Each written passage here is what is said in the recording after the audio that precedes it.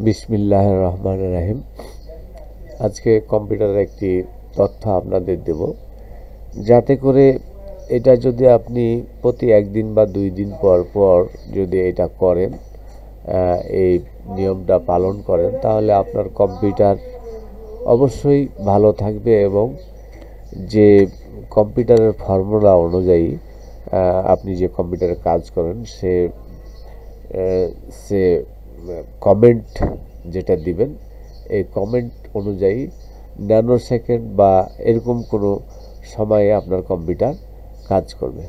তো চলুন আমরা দেখি যে আমরা কিভাবে ওই কম্পিউটারটা হালকা রাখার জন্য কাজটা করব।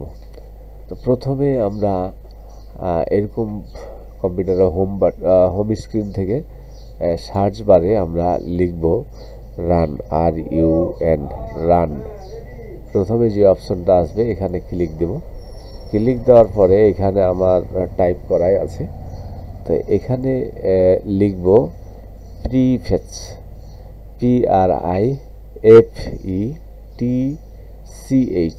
এটা লিখে ওকে করলে এরকম একটা ইন্টারফেস আসবে।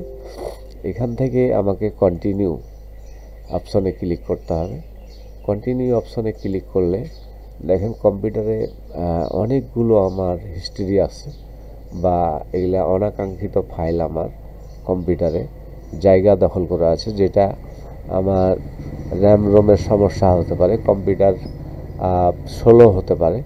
তো এগুলো কি করব, আমি কম্পিউটারের কিবোর্ড থেকে Ctrl+A প্রেস করব।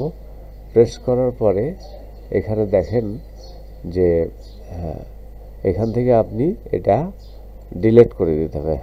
মাউসের রাইট বাটন চেপে ডিলিটে ক্লিক করতে হবে। এই ডিলিটে ক্লিক করলে আমার কম্পিউটার যে পরিমাণে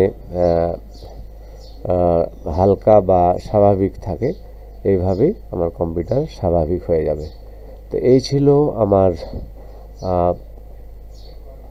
ওই কম্পিউটার হালকা রাখার ছোট্ট একটি টিপস। যদি ভিডিওটি আপনার উপকারে আসে বা ভালো লাগে, তাহলে আপনার প্রতি আমার অনুরোধ থাকবে ভিডিওটি লাইক কমেন্ট করবেন এবং চ্যানেলটি সাবস্ক্রাইব করবেন। ধন্যবাদ সকলকে। আসসালামু আলাইকুম।